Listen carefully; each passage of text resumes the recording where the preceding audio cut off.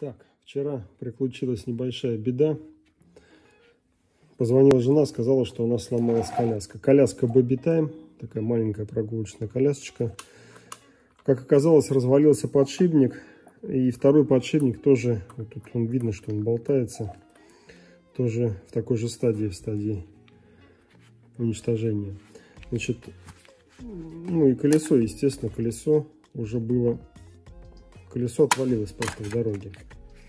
Если посмотреть вот сюда, здесь видно, что есть обойма для одного подшипника и с другой стороны обойма для второго подшипника. Как оказалось, основная сложность — это открутить вот эту вот втулочку. Значит, не повторяйте моих ошибок. Кажется, что сюда может зайти шестигранник. Шестигранник сюда не заходит. Сюда нужна хорошая звездочка.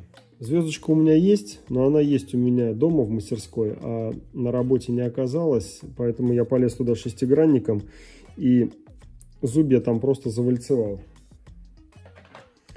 Поэтому пришлось прибегнуть вот к следующему методу. То есть беру головку на 10, фиксирую ее здесь на болте, и потом здесь плоскогубцами зажимаю и начинаю откручивать.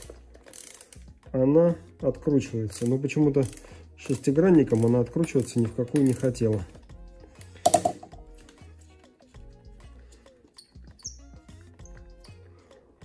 Открутил вот этот вот болт.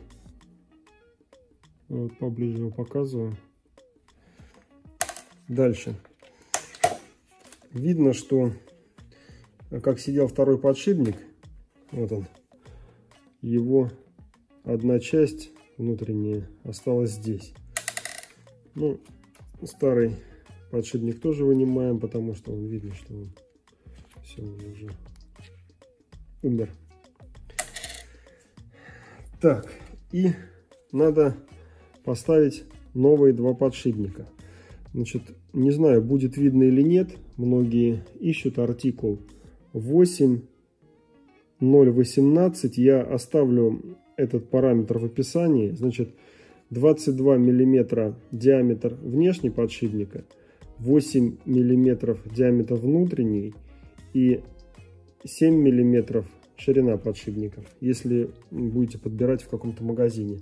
Говорят, что такие подшипники идут на маленькие самокаты и на всю прочую такую технику, поэтому они распространены.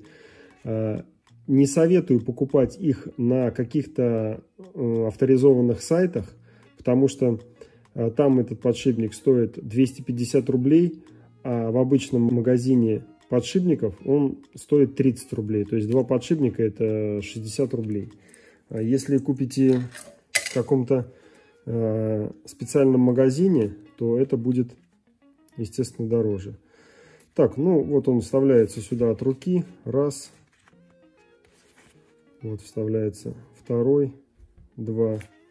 Все, они там сидят. Там есть такой стопор, ограничитель. И уже там. Соответственно, одеваем на нашу ось колесико.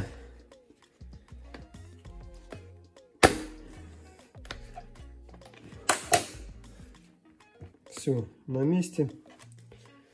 И закручиваем наш стопорный болт, который